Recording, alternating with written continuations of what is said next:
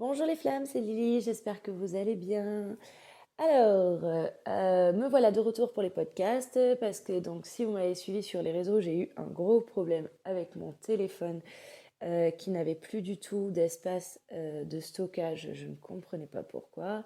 Ce qui m'a obligée à du coup faire des lives parce que j'avais encore des informations à vous donner et j'en ai toujours.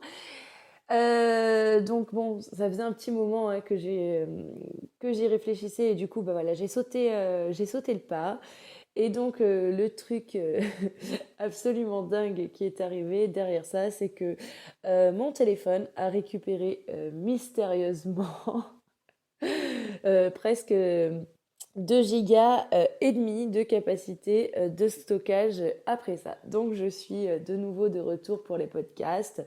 Je trouve que l'univers est très coquin et du coup ça me fait beaucoup rire et je vais continuer à la fois les podcasts et les lives.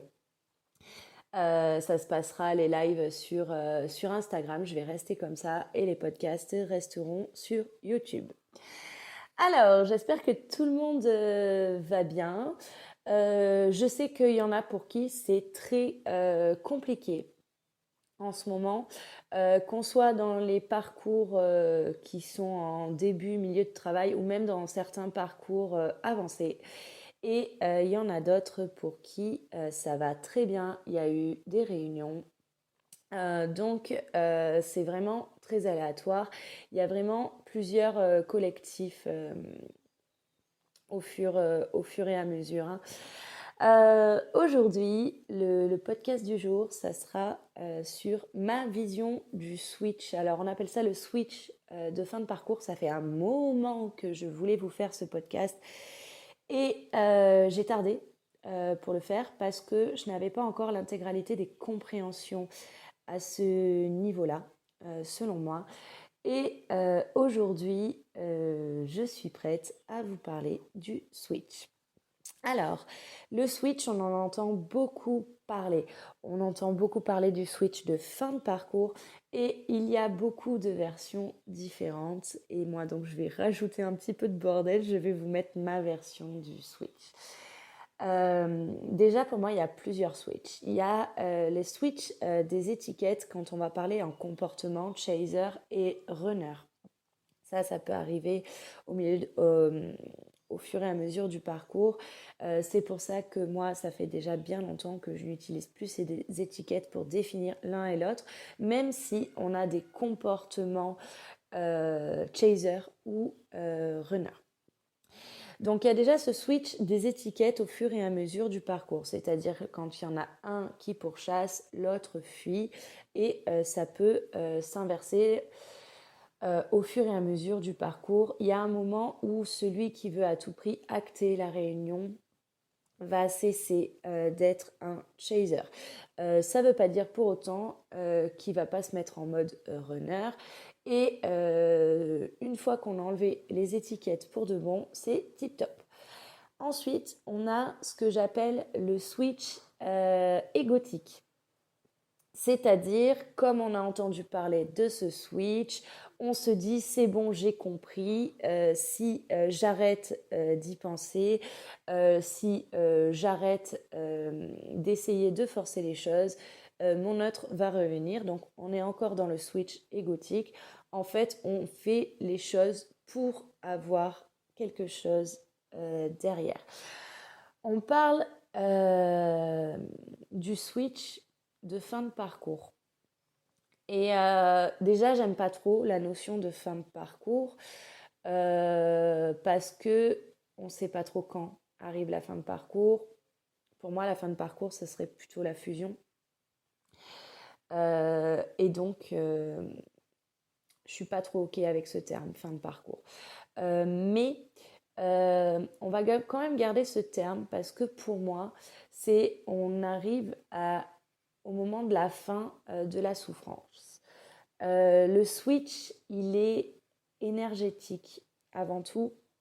Il va se préparer en plusieurs paliers hein, au fur et à mesure des événements, au fur et à mesure des avancées du jumeau qui a été activé au travail, hein, puisque le switch, pour moi, C'est vraiment de la personne qui veut acter à tout prix cette relation.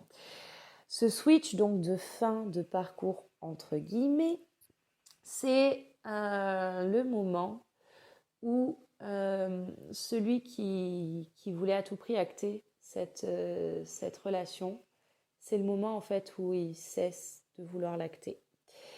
C'est pas un moment de résignation du tout. C'est plutôt, au contraire, c'est un moment de sérénité. C'est un moment de je sais, je sais. Et en fait, on cesse d'essayer d'acter. On cesse d'essayer de voir où en est l'autre, puisqu'au final, en fait, on s'en fiche d'où en est l'autre à ce moment-là. On sait qu'il y a encore du chemin. Et c'est juste en fait que on a compris qu'il était temps de passer à autre chose au niveau énergétique.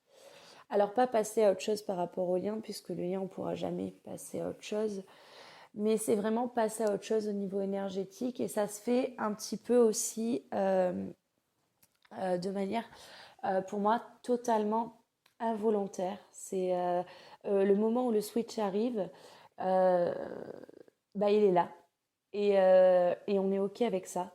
C'est-à-dire que on donne plus cette énergie pour essayer d'acter ou pour essayer de faire comprendre à l'autre qu'il est temps d'acter ou pour essayer d'envoyer de l'énergie à l'autre pour qu'il acte ou elle acte.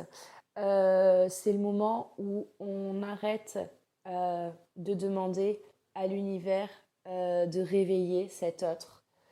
C'est le moment où en fait on sait que ça ira, on sait que l'autre est une partie de soi et que c'est ok avec ça. On sait que l'autre, on l'aimera toujours et on le portera toujours en soi et c'est ok. Et c'est cool le switch. Ça me fait penser aussi, en fait, donc du coup, je vais vous faire un lien avec la complétude. C'est pareil, la complétude, il y a plusieurs paliers, je pense. Les premiers paliers sont en fait très égotiques. On pense qu'on a atteint la complétude alors qu'en fait, on ne l'a pas atteinte. Et en fait, le moment du switch, je pense que c'est vraiment le moment où la complétude est totalement atteinte. C'est-à-dire que c'est ok, tout va bien, quoi qu'il se passe, c'est ok. Donc voilà, c'était ma vision du switch. Alors, il est dit, il est écrit sur beaucoup de comptes que le moment du switch, c'est le moment où l'autre, du coup, va se réveiller. Donc ça, j'ai envie de vous dire que en fait, on s'en fiche un peu parce que on verra. Et si vous êtes encore dans ce truc-là de dire c'est bon, j'ai switché, donc mon autre va se réveiller, ben en fait, vous n'êtes pas dans le vrai switch et vous n'êtes pas encore dans la complétude.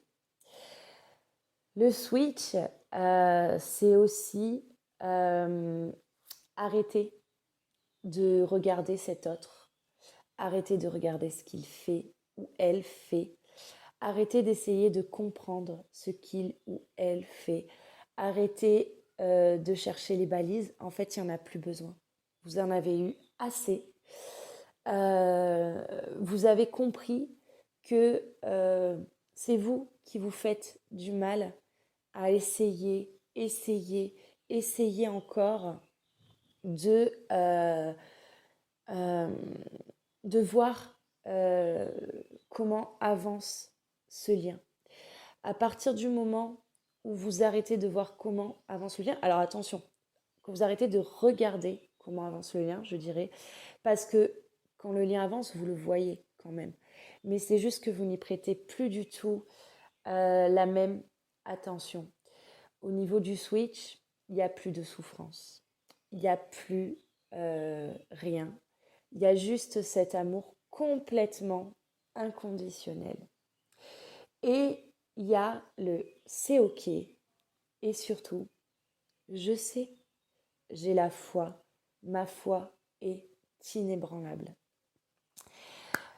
Voilà ce que je pouvais vous dire au niveau du switch. J'ai atteint ce palier. Je l'ai senti arriver, je l'ai vraiment senti longuement arriver. Mais un matin, je me suis levée différente. Et c'est cool. C'est cool d'être différente. C'est cool de sentir cet amour. C'est cool de vivre cet amour, quel que soit ce qu'il apporte dans la matière. Cet amour, je le vis, je le vibre, je suis OK avec ça. Et advienne que pourra. Au niveau du switch, on est dans le moment présent. Et le moment présent, ben, il est cool. Voilà les flammes, j'espère que ce podcast vous éclairera. S'il y en a qui sont dans dans ce mouvement-là, qui en sont arrivés là, eh ben, j'ai envie de vous dire félicitations parce que le chemin a été long, vous le savez vous-même. Pour ceux qui n'en sont pas là, gardez la foi, continuez à travailler. D'ailleurs, pour les personnes qui en sont arrivées à ce niveau-là du switch, euh, vous savez quand même que chaque événement dans la vie continuera à vous faire travailler, mais de manière absolument différente, beaucoup plus sereine. Voilà, mais vraiment, voilà, pour les personnes qui n'en sont pas là, vous en faites pas, ça va arriver. Pour que ça arrive, bah, il faut que vous continuiez votre chemin. Il faut que vous acceptiez chaque étape euh, douloureuse et merveilleuse euh, au fur et à mesure et que vous vous recentriez sur vous à chaque fois. Je reste disponible en rendez-vous, vous le savez, pour les guidances, les séances de travail, les suivis, les soins énergétiques. Et si vous avez besoin, eh ben, vous me contactez. Je vous laisse sur ces belles paroles. Je vous souhaite une très belle journée. Je vous souhaite un très beau parcours, quel que soit l'endroit où vous en êtes du parcours. Et donc, je vous dis à ce soir pour un live sur Instagram où on parlera du karma transgénérationnel, où on parlera du lâcher-prise et où on fera une guidance collective. Je vous dis à ce soir.